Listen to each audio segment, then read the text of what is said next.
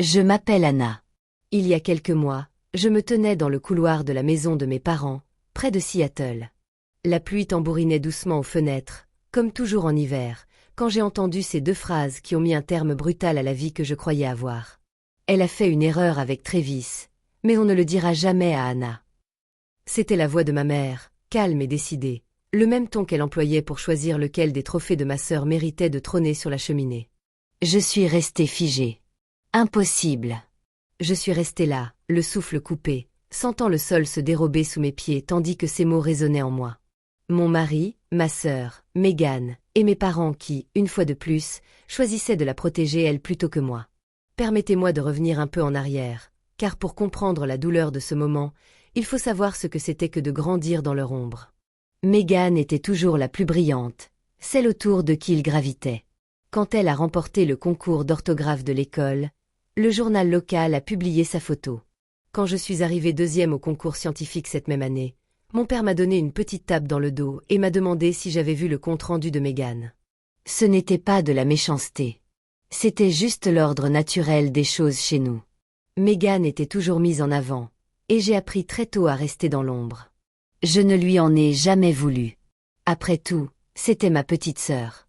2 ans plus jeune, un large sourire, ce charme naturel qui captivait l'attention de tous. Je me disais que ce déséquilibre était dû à nos parents, pas à elle. Je me disais qu'une fois adulte, les choses s'équilibreraient. Nous serions égales, sœurs. Puis j'ai rencontré Travis. Il était stable, contrairement à ma famille. Il m'écoutait quand je lui parlais de cette douleur sourde d'être toujours la deuxième dans ma propre famille. Il me caressait les cheveux et me disait « C'est toi que je vois, Anne. Toujours toi. » Pour la première fois, j'ai cru être le premier choix de quelqu'un. Nous nous étions construits une petite vie ensemble en ville. Un appartement avec de grandes fenêtres, des randonnées le week-end dans les cascades, des soirées tranquilles où il cuisinait et où je lisais à ses côtés sur le canapé. Ce n'était pas parfait, mais c'était ma vie. Et pendant un temps, j'ai cru que c'était suffisant pour apaiser les blessures qui me restaient. Puis vint ce soir-là. Tout a basculé. Mes parents nous avaient invités à dîner pour fêter la grossesse de Megan. Elle et Dererick essayaient d'avoir un enfant depuis 2 ans, et la nouvelle a illuminé la maison. Ma mère n'arrêtait pas de parler de ses futurs petits-enfants et des couleurs de la chambre de bébé. Mon père n'arrêtait pas de remplir le verre de Megan de cidre pétillant, rayonnant comme si elle avait accompli un exploit. J'étais heureuse pour elle. Vraiment. J'ai souri, j'ai levé mon verre et je lui ai dit combien j'étais impatiente d'être tante.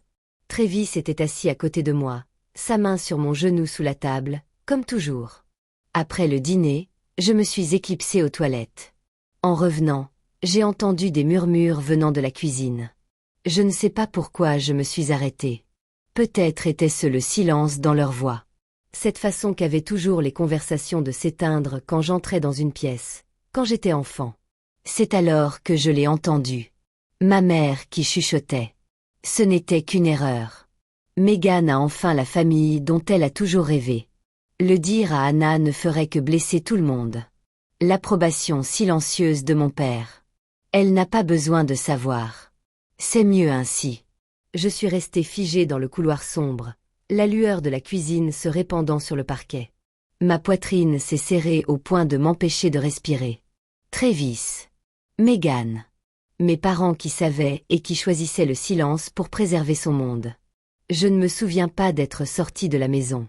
J'ai marmonné quelque chose à propos d'un mal de tête. J'ai laissé tomber mon manteau et j'ai conduit jusqu'à chez moi sous la pluie, les essuie-glaces battant comme un cœur qui ne battait plus.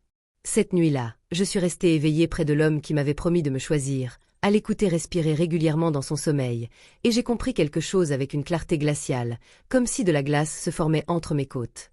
Je n'avais jamais été le premier choix de personne. Pas vraiment. Et voilà que ceux qui étaient censés m'aimer le plus me le prouvaient encore une fois. Les jours qui suivirent ce dîner se fondirent en un flot de couleurs indistinctes. Je restais assise à la table de la cuisine, longtemps après le départ de Travis pour le travail, fixant la tasse de café qui refroidissait entre mes mains, sentant la vapeur monter et disparaître comme tout le reste dans ma vie. Chaque matin, il m'embrassait le front, me demandait si j'allais bien, et j'acquiesçais, car que pouvais-je faire d'autre? Les mots étaient comme enfermés quelque part derrière un mur. Je ne savais pas comment le briser. Le soir, il s'endormait rapidement, un bras posé sur moi comme si de rien n'était. Je restais allongé dans le noir, les yeux ouverts, suivant du regard les motifs du plafond, me demandant combien de fois cela s'était produit, depuis combien de temps mes parents étaient au courant, pourquoi rien ne semblait les toucher comme cela me touchait. Je continuais à faire semblant. Je répondais aux messages de ma mère concernant les rendez-vous médicaux de Megan. J'ai dit oui quand elle m'a demandé de l'aider pour la fête prénatale, parce que c'est ce que j'avais toujours fait. Aider, me mettre en retrait, faciliter la tâche à tout le monde. Mais intérieurement, quelque chose changeait. L'engourdissement qui m'avait d'abord protégé a commencé à se fissurer. À sa place est apparue une colère froide et sourde. Ni bruyante, ni explosive, mais calme et précise. Le genre de colère qui vous permet de voir clair pour la première fois depuis des années. J'ai commencé à faire attention. J'ai remarqué que le téléphone de Travis restait désormais face cachée lorsqu'il le chargeait. Qu'il l'emportait avec lui dans la salle de bain pour des douches qui duraient plus longtemps que d'habitude. Que le nom de Megan s'affichait sur l'écran plus souvent qu'avant. Toujours avec de petits messages innocents sur des prénoms de bébé ou des idées pour la chambre. Un soir, alors qu'il était sorti avec des amis, je l'ai pris. Mes mains n'ont même pas tremblé. Je connaissais son code. C'était la date de nos fiançailles. Celle qu'il disait ne jamais oublier. J'ai ouvert ses messages. Ses photos, ses dossiers cachés. Et là, c'était là. Pas une seule fois, pas une erreur. Une liaison qui s'est étalée sur des mois. Des textos d'abord anodins, puis intimes, puis prudents. Des photos qu'il croyait avoir enfouies bien profondément. Des projets de se voir quand j'étais au travail ou chez mes parents. Assise au bord du lit, je faisais défiler lentement les messages, laissant chaque mot résonner en moi. Ça faisait mal. Mon Dieu, que ça faisait mal. Mais sous cette douleur se cachait autre chose, du soulagement. Presque une preuve. Plus besoin de me demander si je n'étais pas en train d'imaginer tout ça. Plus besoin de me dire que j'exagérais parce que je m'étais toujours sentie inférieure. Puis sont arrivés les messages entre Megan et ma mère. Des captures d'écran que Megan avait envoyées à Travis. Ma mère promettant de garder le silence. Ma mère me disant que j'étais forte. Que tout irait bien. Que me le dire ne ferait que causer des souffrances inutiles. Ma mère rappelant à Megan que certaines choses valaient mieux rester dans le passé, surtout maintenant qu'elle fondait une famille. Je les ai lues 2 fois, 3 fois, et à cet instant, avec le recul, j'ai compris que c'était la première fissure, la première fois que j'ai cessé d'attendre d'être choisie. J'ai tout sauvegardé. Silencieusement, méthodiquement, j'ai tout mis de côté, là où personne ne le trouverait. Je n'ai pas pleuré. Je n'ai pas crié. Je suis restée assise là, dans la faible lumière de la lampe de chevet, sentant un poids s'alléger d'une façon que je ne pouvais pas encore nommer. Parce que pour la première fois, je n'allais pas me taire. Je n'allais pas faire semblant, et je n'allais pas les laisser décider de ce que je méritais de savoir. Les semaines précédant la fête prénatale se sont écoulées dans un calme que je n'avais jamais connu. Je vivais mes journées comme si je m'observais de loin, allant au travail, rentrant à la maison, préparant le dîner pendant que Travis me racontait sa journée. J'acquiesçais aux moments opportuns, et même parfois je souriais. Mais intérieurement, tout avait ralenti. La colère ne faisait plus rage. Elle s'était muée en quelque chose de plus calme, de plus profond, une sorte de clarté presque apaisante. Je passais beaucoup de temps seul quand il n'était pas là. Je m'asseyais sur le balcon de notre appartement avec une tasse de thé refroidi, regardant les lumières de la ville s'allumer à la tombée de la nuit. La pluie allait et venait, douce contre la rambarde, et je laissais mon esprit vagabonder, non pas vers la trahison elle-même, mais vers tous les moments qui y avaient conduit. Je repensais à la façon dont les yeux de ma mère s'illuminaient chaque fois que Megan entrait dans une pièce, même maintenant, adulte. À la façon dont mon père s'attardait sur les histoires de Megan lors des dîners de famille, posant des questions pour en savoir plus, tandis que mes nouvelles du travail ou de ma vie se voyaient répondre par un poli « c'est gentil, ma chérie », avant que la conversation ne revienne à elle. Je repensais aux petites blessures que je portais depuis des années. L'anniversaire où Megan avait reçu une voiture neuve et moi une carte cadeau de librairie. La photo de Noël où j'étais coupée parce que j'avais cligné des yeux. La façon dont ils appelaient d'abord Megan pour lui annoncer une grande nouvelle, puis pensaient à me tenir au courant plus tard. Rien de tout cela n'était dramatique en soi. Mais ensemble, ces moments m'avaient appris une leçon dont je n'avais même pas conscience, que mes sentiments étaient facultatifs, que ma douleur devait être étouffée pour ne déranger personne. Et maintenant, voilà. Cette histoire n'était pas seulement entre Travis et Megan. C'était la confirmation définitive de tout ce que j'avais toujours soupçonné, que j'étais celle qu'on pouvait sacrifier. Celle dont le cœur pesait moins lourd dans leurs décisions. Mais quelque chose a changé lors de ces douces soirées sur le balcon. J'ai cessé de me demander pourquoi je n'étais pas à la hauteur. Au lieu de cela, j'ai commencé à me demander ce que je voulais, ce dont j'avais besoin, qui j'étais quand personne ne me choisissait. J'ai contemplé les preuves que j'avais conservées. Non plus avec rage, mais avec une sorte de triste acceptation. C'était une preuve, certes, mais plus que cela, c'était une permission. La permission d'arrêter de faire semblant. D'arrêter de les protéger des conséquences de leur choix. Je ne voulais pas crier ni briser leur monde de façon spectaculaire et publique. Je n'avais pas besoin qu'ils souffrent comme j'avais souffert. J'avais juste besoin qu'ils me voient. Qu'ils me voient vraiment. Non pas comme la personne fiable, la discrète, celle qui ne ferait pas de vagues, mais comme une personne profondément trahie par ceux qui étaient censés m'aimer le plus. Et j'avais besoin de me voir ainsi aussi. Avec le recul, je réalise que c'est ce qui a tout changé, pas la découverte, ni même la planification. C'est cette prise de conscience silencieuse, assise seule sous la pluie et les lumières de la ville, que je n'avais plus à me faire toute petite. Que leur choix ne définissait pas ma valeur. Que partir, vraiment partir, n'était pas un signe de faiblesse. C'était la première fois que je me choisissais. La fête prénatale approchait. Et pour la première fois de ma vie, je n'allais pas me défiler. Le jour J arriva, gris et humide.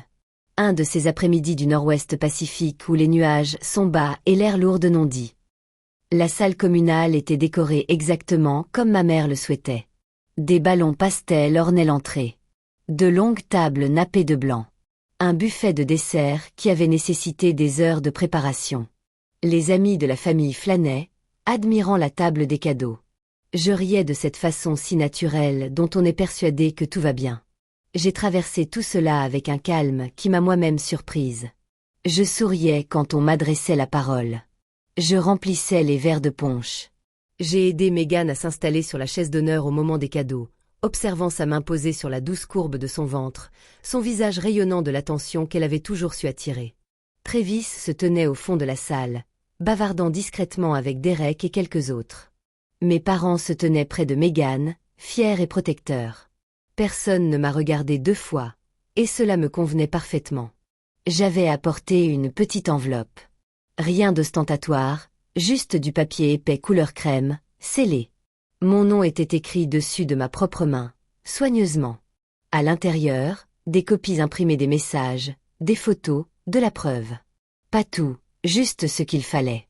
Suffisamment pour que ce soit incontestable.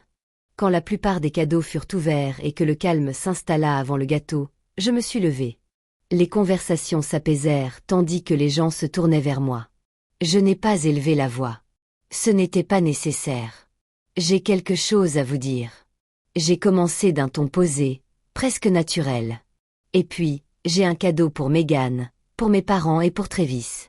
Megan me sourit, pleine d'espoir. Ma mère inclina la tête, curieuse. Travis se décala, mal à l'aise pour la première fois. Je m'approchai d'eux, Megan au centre, mes parents de chaque côté, Travis juste derrière. Assez près pour que personne d'autre ne puisse bien voir, mais assez près pour qu'ils ne puissent pas détourner le regard. J'ouvris l'enveloppe. Une à une, je déposai les pages sur la table devant eux. D'abord, les SMS entre Travis et Megan, des mots intimes et insouciants figés en noir et blanc. Puis, les messages de ma mère à Megan. Des promesses de garder le secret. Des rappels que certaines choses valent mieux être tues. Je les observai se transformer. La main de Megan se porta instinctivement à sa bouche, les yeux écarquillés, le visage blême. Ma mère voulut reprendre les pages, mais ses doigts s'arrêtèrent net, tremblants. Mon père me fixait, la bouche légèrement ouverte, comme s'il avait le souffle coupé. Travis baissa les yeux.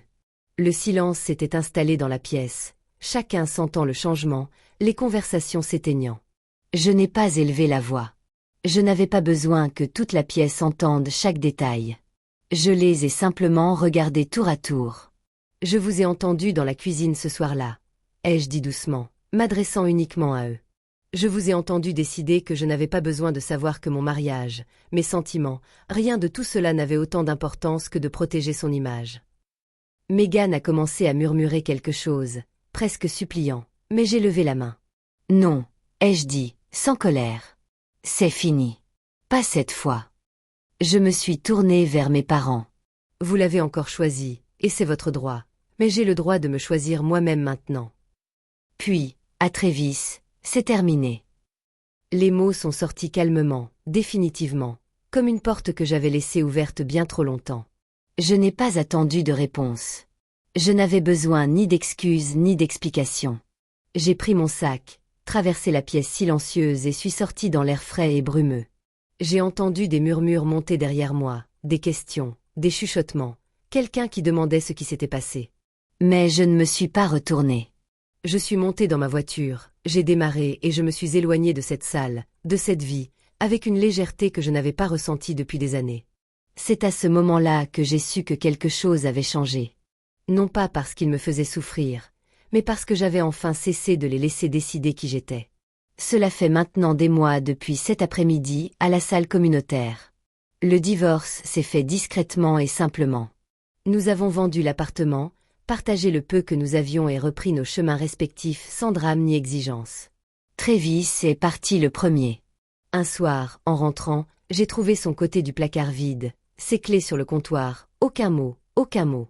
Et honnêtement, ce silence était comme la plus belle chose qu'il m'ait faite depuis longtemps. J'ai gardé l'appartement un moment, puis j'ai décidé de le quitter, lui aussi. J'ai trouvé un petit studio en ville, plus près de l'eau, avec une fenêtre qui donne sur le balai incessant des bateaux. Certains matins, je m'y installe avec mon café, à regarder les bateaux fendre la brume, et je ressens une profonde paix. Ma famille ne m'a pas contacté. Pas une seule fois.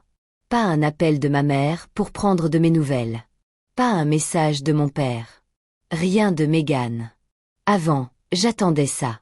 Les excuses. Les explications. Le moment où ils comprendraient enfin leur erreur. Mais l'attente s'est arrêtée en cours de route. Je ne vérifie plus mon téléphone pour voir leur nom. Je ne ressasse plus les vieilles histoires, à me demander ce que j'aurais pu faire différemment pour qu'ils me choisissent, car la vérité s'est installée doucement au fil des soirées paisibles et des longues promenades le long du quai. Ils ne m'ont jamais vraiment choisi, et cela ne remet pas en question ma valeur. C'est simplement la limite de leur amour. J'ai commencé à remplir mes journées de choses qui m'appartiennent. Un cours de poterie le week-end, où personne ne connaît mon histoire. Des courses le long de la baie quand le soleil perce les nuages. Des soirées passées blotties avec des livres que j'avais toujours eu l'intention de lire. Je me suis fait de nouveaux amis. Des gens qui s'intéressent à ma journée et qui écoutent vraiment mes réponses. Parfois, tard le soir, je repense à ce couloir près de la cuisine, à la pluie sur les vitres. À la voix si assurée de ma mère quand elle a dit que je n'avais pas besoin de savoir. Et je ne ressens plus cette douleur lancinante. C'est plutôt comme un bleu qui s'est enfin estompé. Je ne suis pas amère. Je ne leur souhaite pas de mal. Je ne suis pas leur vie de loin et je n'attends pas de nouvelles de ce qui leur est arrivé. Je les ai simplement laissés partir, car les perdre n'était pas une fin. C'était le début d'une nouvelle vie, celle où je me choisissais enfin. Parfois, ceux qui auraient dû le plus protéger votre cœur sont ceux qui vous apprennent sa force intérieure. On s'éloigne non pas parce qu'on est brisé, mais parce qu'on est prêt à construire quelque chose que personne ne pourra vous enlever. Je suis encore en pleine construction, mais pour la première fois, j'ai l'impression que les fondations sont solides et que tout m'appartient. Merci de m'avoir accompagné sur ce chemin. Chaque histoire nous rappelle que la force se cache souvent derrière le chagrin. Si celle-ci vous a touché, restez avec nous. Chaque récit révèle une nouvelle vérité du cœur humain. N'oubliez pas d'aimer, de vous abonner et de partager pour que d'autres histoires comme celle-ci puissent atteindre ceux qui en ont le plus besoin.